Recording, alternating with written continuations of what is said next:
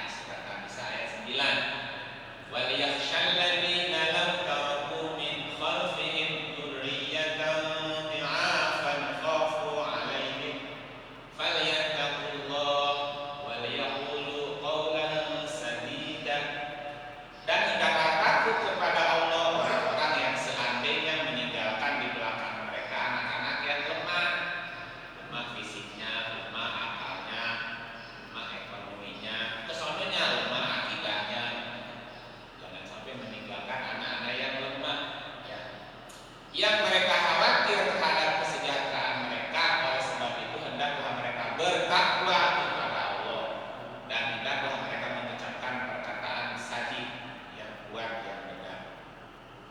Di Quran itu ada beberapa kata kaulan, ada kaulan sadida, ada kaulan lainnya, ada kaulan sakila, ya. Ada lagi yang lainnya kaulan. Nabi Musa ketika menghadapi Fir'aun diperintahkannya kaulan lainnya, kata-kata yang lembut, karena yang kasar harus dilawan dengan lembut, lainnya. Nah, itu pelajaran yang kedua. Lanjutannya ya, Musa remaja sebelum dewasa membunuh kelompoknya atau sektenya Fir'aun, kan sekali tonjok awat gagal. Apa pelajaran yang buat kita? Wa dakhala al-madinata ala hini ghaflatin min ahliha fawajada fiha rajulaini yaqtatilan hadha min syi'atihi wa hadha min aduwwihi fastaghathahu alladhi min syi'atihi 'ala alladhi min aduwwihi fawakazahu Musa faqada 'alaihi qala hadha min 'amali syaitan innahu 'aduwwun mudillun mubin. Aduwwun mudillun. Wa dakhala al-madinata, wa dakhala dan masuklah al-madinata ke Madinah dengan kota. Wa dakhala dan masuklah Musa al-madinata ke kota. Ala ini ghaflatin min ahliha, ketika penduduknya ghaflah. Ghaflah. Kaple. Alaih, orang gaplek, main gaplek, itu ghaflah. Kadang-kadang melalai kan tuh, lupa waktu, lupa ngaji, lupa nggak sholat, ghaflah, itu kan bikin gaplek. Itu bercanda kemarin, ya. Jadi Musa masuk ketika ke satu kota ketika penduduknya sedang gaplek. Fawajada fiha, fawajada maka dia menemukan, mendapati fiha di kota tersebut rajulaini, dua laki-laki yang katilani sedang berkelahi. Yang hadza min syi'atihi wa hadza min aduwihi, yang seorang dari golongan dia, golongannya Nabi Musa dari Bani Israel. Wa hadza, dan satu lagi min aduwihi, dari musuhnya yaitu Fir'aun. Ini bela siapa nih? Berantem. Fastaghathahu alladzi min syi'atihi, maka orang yang dari golongannya Musa meminta pertolongan. Fastaghathahu, hanya ada istighosah. Yang dari kata istaghosah ya staghisu istighosatan. Istighosah itu doa bersama-sama untuk meminta pertolongan. Minta tolong apa aja, namanya istighosah. Ya, beda sama istisqo. Dari kata sako, sako ya itu ini kan. Saya lagi haus diberi minum. Tadi belum minum. Kalau istisqo, doa minta diberi minum. Biasanya dilakukan kalau kemarauannya udah panjang, kemarau pada kekeringan, Pak. Hewan kekeringan dan air minum kita juga istighosah, istisqo, doa mohon diberi minum. Diberi minum berarti diturunkan hujan. Kalau istighosah, doa minta tolong. Fastaghathahu, maka kelompok fastaghathahu, maka minta pertolongan kepada Musa alladzi min syi'atihi, orang yang dari kelompok dia. Si'ah itu kelompok artinya. Si'ah berkelompok-kelompok. Tapi si'ah jadi satu kelompok tertentu sekarang ya. Si'ah itu artinya kelompok. Ya, di surat Ar-Rum tuh salah satu ciri orang musyrik itu adalah orang-orang yang menjadikan agama berkelompok-kelompok. Coba lihat ya. Surat 30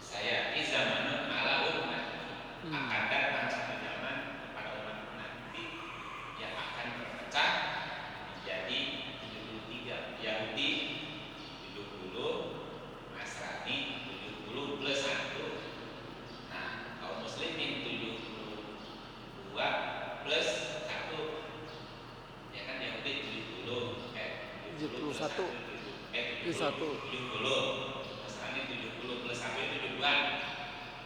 Kaum muslimin 72 plus 1 lagi jadi 73. Dalam hadis itu dikatakan semuanya masuk neraka. Ya, kecuali satu. Nah, ini semua golongan berebut yang satu nih masalahnya. Gimana? Ribut kan? Ya, ribut semua deh. Harusnya bersatu.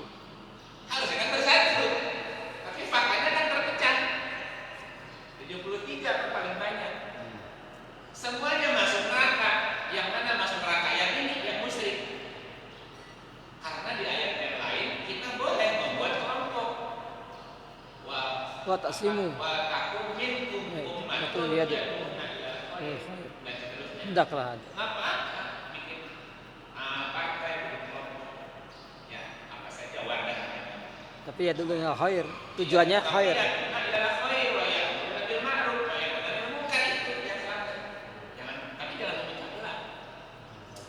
Nah, cuman kan kadang-kadang terjebak setiap golongan merasa bangga dengan golongannya. Efeknya, dampaknya menyalahkan kelompok lain. Nah, ini ya udah. Padahal kan sama-sama satu akidah. Betul. Roknya Nggak perlu satu. saling mengkafirkan selama akidahnya sama. Tuhannya Allah, Nabi-Nya Muhammad, yuk kita walaupun beda wadahnya. Nah, ketika masing-masing merasa bangga dengan golongannya, yang lain dianggap salah, kafir bangga. Nah, ini udah masuk ayat ini. Jadi walaupun beda golongannya, tetap satu tujuannya gitu. Ya sama-sama. Wala tafarraqu. Kayak gini lah, Bapak Ibu sampai ke sini, yang berjasa kakinya aja, apa matanya aja? Ya, kaki berjasa sampai ke sini kan, pakai gelangkah. Tapi kalau matanya nggak lihat, ngantuk, nggak nyampe juga kan? Makanya lihat, dia ada kakinya nggak nyampe juga. Kita datang ke sini itu kerjasama, betul nggak kerjasama? Butuh kaki, butuh melangkah, butuh mata buat melihat, butuh pikiran buat mengingat jalannya kemana. Jangan sampai dari sini maju pulang kan? Mulut nanya, semuanya tubuh kita ikut aja tuh. Jadi walaupun beda wadahnya, ya bareng-bareng lah supaya Islam itu digunakan karena nah ini maksudnya musyrikin. Syiah itu kelompok golongan. Balik lagi. Nah, tadi ayatnya. Jadi meminta pertolongan kepada Musa dari golongannya alaladi min aduwihi untuk mengalahkan musuhnya tadi. Fawahazahu Musa faqadu alaihi. Lalu Musa memukulnya. Rindu Pak. Fawahazahu Musa faqadu alaihi. Qadu itu di sini artinya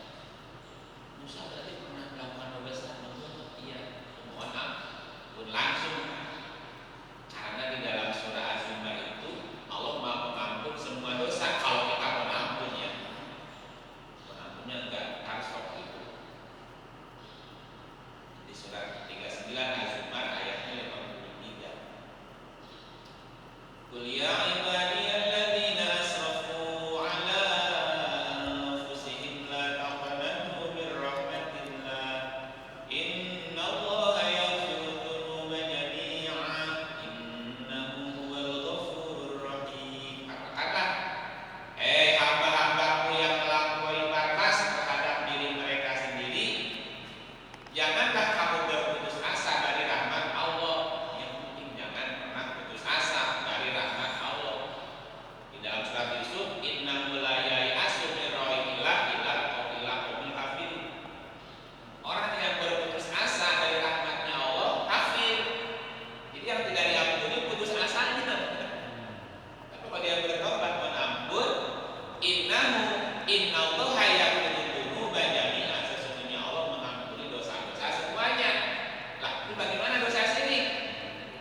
Kan di ayat yang lain, innallaha la yaghfiru ayyushraka bihi wa yaghfiru ma duna dzalika liman yasha. Di surat An-Nisa 148. Ya, dikatakan gitu. Ayat ini seperti penekanannya. Innallaha yaghfiru dzunuba jami'an, sesungguhnya Allah mengampuni dosa-dosa semuanya. Sementara di ayat yang lain, Allah tidak akan mengampuni dosa syirik, dan Allah mengampuni dosa selain syirik. Para sahabat Nabi, Pak, ya, sebelum diutus Nabi, ya, pernah berbuat syirik ya, berhalanya banyak ya. Setelah beriman benar-benar tobat, ya diterima juga. Jadi Allah tidak mengampuni dosa selain syirik, selama dia syirik. Kalau udah nggak syirik lagi, makanya berhenti dari perbuatan syiriknya tadi. Nah, salah satu tadi perbuatan musyrik adalah memecah belah agama. Jadi beberapa golongan, masing-masing golongan masa benar, yang lain salah. Nah, ini masalah. Tidak ampuni dosanya. Sesungguhnya dia maha pengampun, maha penyayang.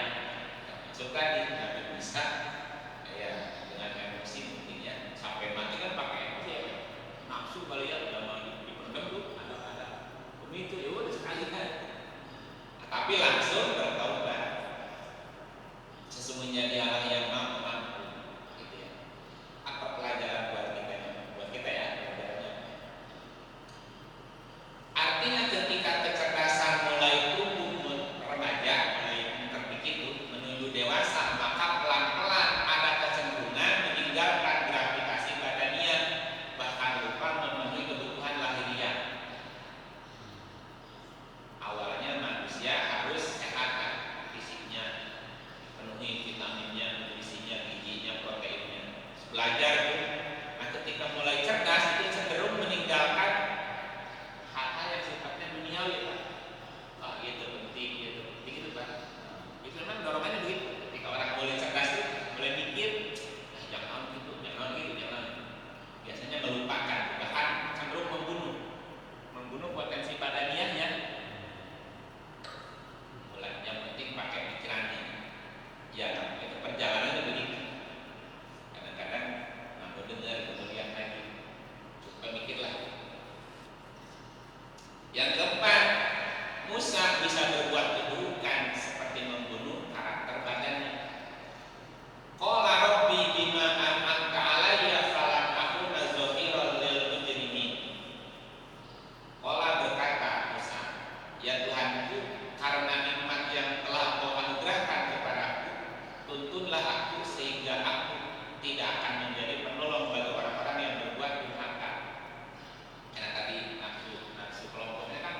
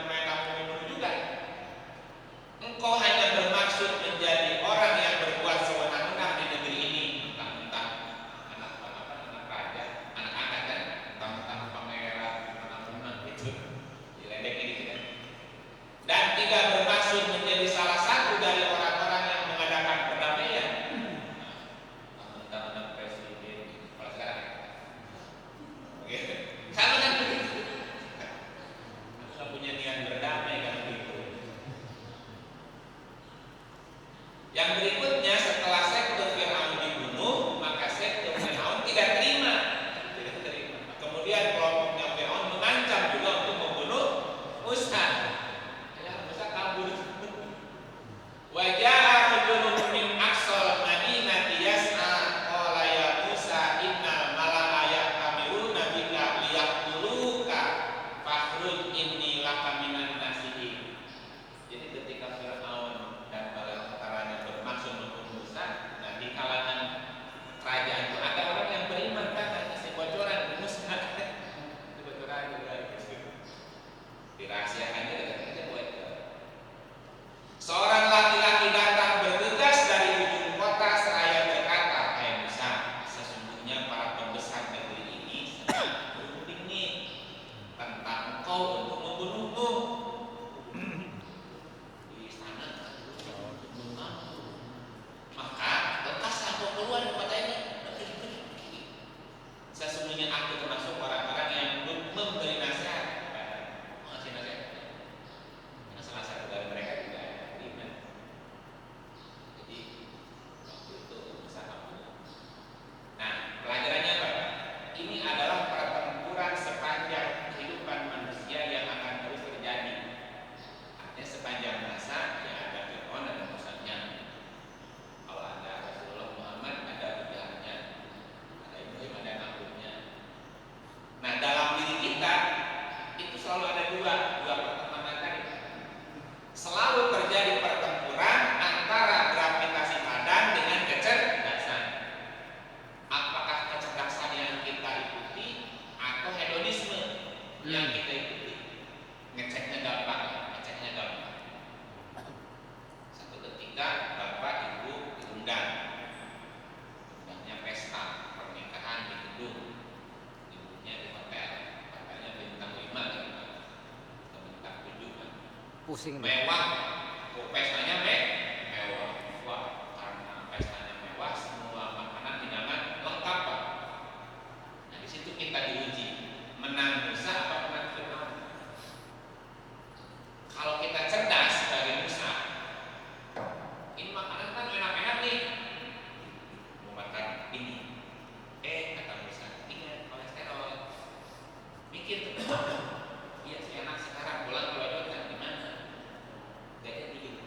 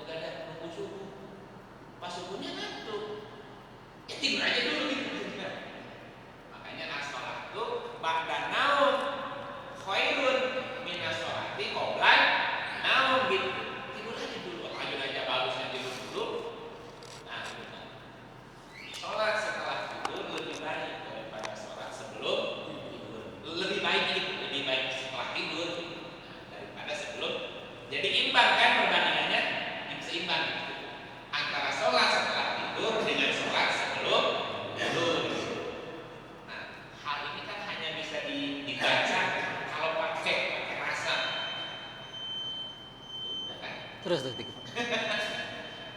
Inilah pertempuran sepanjang kehidupan manusia akan terus terjadi antara dorongan badania egoisme dengan kecerdasan gitu kan. Yang mana yang menang gitu.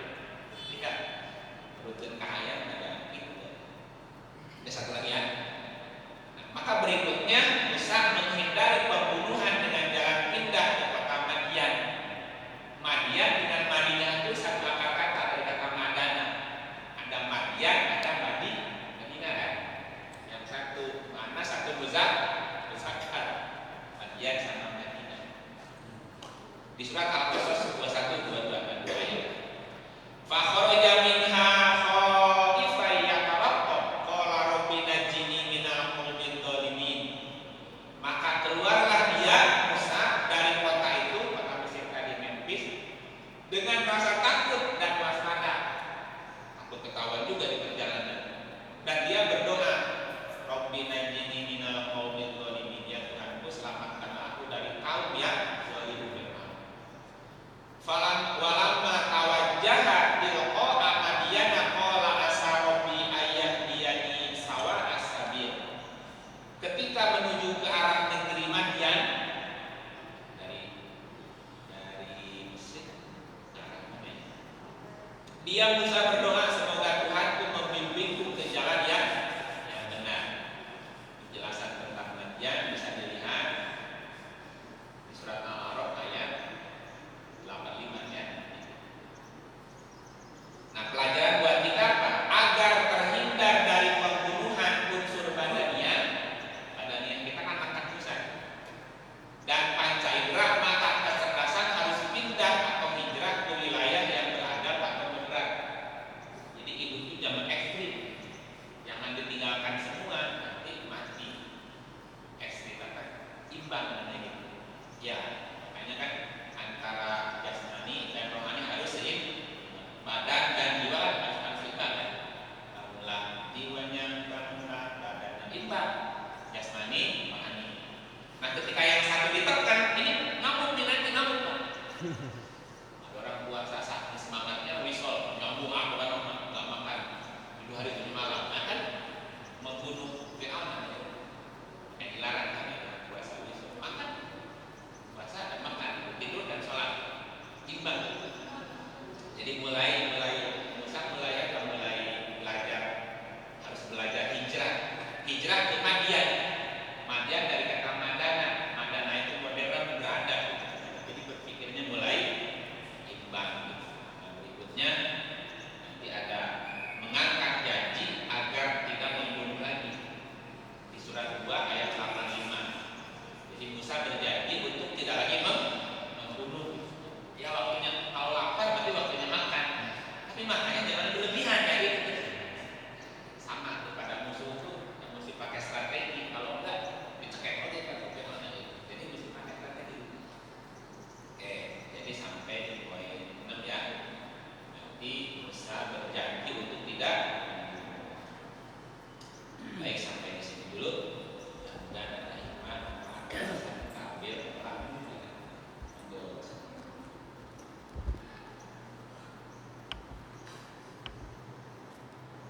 Terima kasih Pak Ustadz ya, yang telah menjelaskan tentang masa kecil Musa sampai menuju remaja. Hari ini mungkin tidak ada pertanyaan dulu ya, karena waktu sudah masuk, nanti Pak Ustadz Ramatama. menyiapkan pertanyaan-pertanyaan. Di Ramatama. Pulang lagi DKM menyiapkan sarapan pagi, silakan bagi yang mau sarapan. Terima kasih kepada para jemaah yang sudah sama-sama mengikuti pengajian ini. Mari kita tutup pengajian ini dengan pembacaan istighfar, hamdalah dan ta'arifatan. Astagfirullahaladzim, alhamdulillahirrahmanirrahim, subhanakallahumma wa bihamdika, asyhadu an la ilaha illa anta, astaghfiruka wa atubu ilaik. Assalamualaikum warahmatullahi wabarakatuh. Waalaikumsalam warahmatullahi wabarakatuh.